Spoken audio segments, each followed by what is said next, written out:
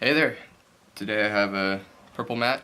I'm trying it out, and I'm also using my brother's Bicycle Black Tiger deck. Of course, I'll throw the name in the description. And let's get started. So, what I'm going to do is take out the jokers real quick. So 1 and 2, perfect. And okay, so what I've done is I've taken out the 2 jokers. And if they're a spectator here, I'll let them examine these cards. One card, completely identical jokers, same backs, same everything. They're all completely normal, and there's nothing special about them. So I want to just put these on the top and show you again. We have 1 joker and 2 jokers. Now I'm going to take both of these jokers right here. I'm just going to shove them into this box. Okay? So now that we have both our jokers in this box, I'm going to cut this deck real quick, just like so, and I'm going to riffle down the cards. You're just going to yell out whenever I need to stop, okay? So, ready? Stop, okay? You stop me, King of Hearts. Alright, remember this card, because this card is going to come back. Actually, we're just going to use it right now. So, flip the King of Hearts over, and take him right here. Perfect. I'm going to put him inside of the box with our other 2 jokers. Okay, so King of Hearts, just like so. Okay, and I'm going to close the box, because this is where the magic happens. Okay, so just to recap, we have 3 cards in this box. The 2 jokers, and the King of Hearts. Now, wouldn't it be amazing if I just drop this deck on the box, and the King of Hearts jumps out of the box, face up into my deck. Let's see, we have joker number 1, joker number 2, but no King of Hearts. Completely normal jokers. Nothing left in the box. How about my cards? I don't see them yet. Oh. Look at this. The King of Hearts. Stick around for the tutorial. Okay, welcome to the tutorial. This is a really cool trick, and it has an amazing effect because spectators' minds are just blown, and they have no idea how you could take a card out of a closed box, put it face up in the deck without them even seeing it. It's a bit sneaky too, so let's get into it. What you need is regular deck, 2 jokers from the same deck, of course, and just a regular deck box. This is no trick deck, nothing special is going on here. It's just sleight of hand and magic. Have the spectator examine the jokers, okay? As you saw in the tutorial, that's all you have to do. You're not doing any forces right now. All the cards can be shuffled. Any special order. It doesn't matter. What you're going to do from here is you square up the jokers, and the spectator thinks that you're just putting them on, and you're going, so we have the first joker and we have the second joker. Now I want to take both the jokers and put them in the box. But that's not what you're doing. What you're actually doing is you're leaving 1 joker right here, under the cover of this face down card. Okay? How you do that is while the spectator is examining the jokers, or while you're squaring them up, you can do this all in the hand that's holding the deck. You simply push off and get a break with that pinky. Okay, so you see right here I have a little break under the top card. Okay, if you're having trouble, doing it, like you think it's too obvious, what you can do is called a wrist kill. You simply turn your wrist, get the break, and boom, you're back, and you have the break. Okay, and it looks totally legit. It just looks like you're going like that, and you're really gaining a break. Okay, so just do that as you square into the jokers. Say now I'm going to put the jokers back on top and show you again that we just have 1 joker, and you slide off the first with your thumb while you leave the pack of 2 cards in your right hand, or your left hand if you're left-handed. So real quick, 1 joker, second joker, and then you drop 2 cards. Because remember, this pack had 2 cards. Boom, just drop it right on top. So now what you've done is set it up like this. So Joker, face up. Random face down card, this card does not matter. And then the second Joker, face up. Now you act like you're taking 2 Jokers, but you're actually taking 1. And you say, I'm going to put this Joker in the box now. Okay? You need 2 hands to put it into the box because you don't want to flash that you only have 1 Joker. So what you have to do is take this off, boom, set the deck down just like that, face up. The reason I do it face up is because if I were to set it face down, it may flash, top card may slide, top 3 cards, whatever may slide, show that there's a Joker right here. If I set it face up, then, you know, the bottom cards usually don't slide. It's usually just the top cards that get messed up. Because, you know, you're going, and see, look at that. They don't even see the face down Joker all the way on the bottom. Okay? So it's a really simple move. Again. Okay, now I'm going to take both these Jokers and I'm going to put them into this card box. And what you got to do is play it off like it's 2 Jokers. So act like you're stuffing 2 Jokers in there. Oh, okay, I got them both in. So just say, you know, stuff like that. Do not let the spectator examine the card box right now. You can let them do that at the end of the trick.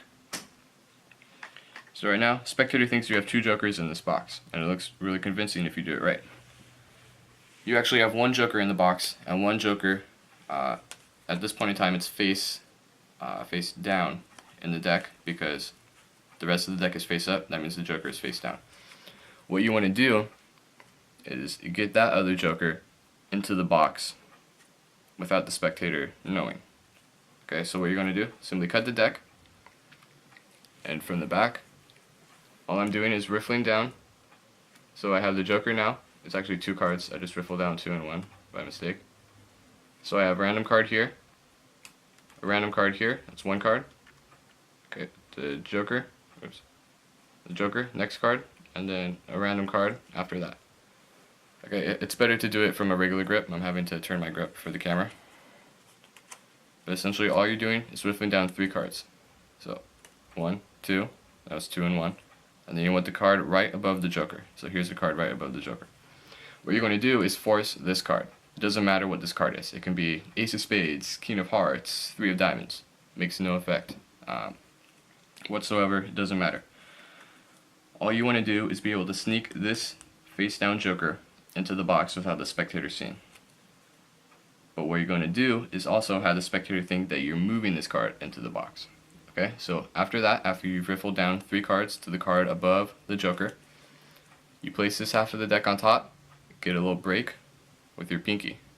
Okay, what you're going to do is force this card and a traditional riffle force. So you have your break with your pinky. No matter where the spectator yells out stop, you just lift up. Just lift up the pack. Okay, most spectators do it towards the middle, towards the end.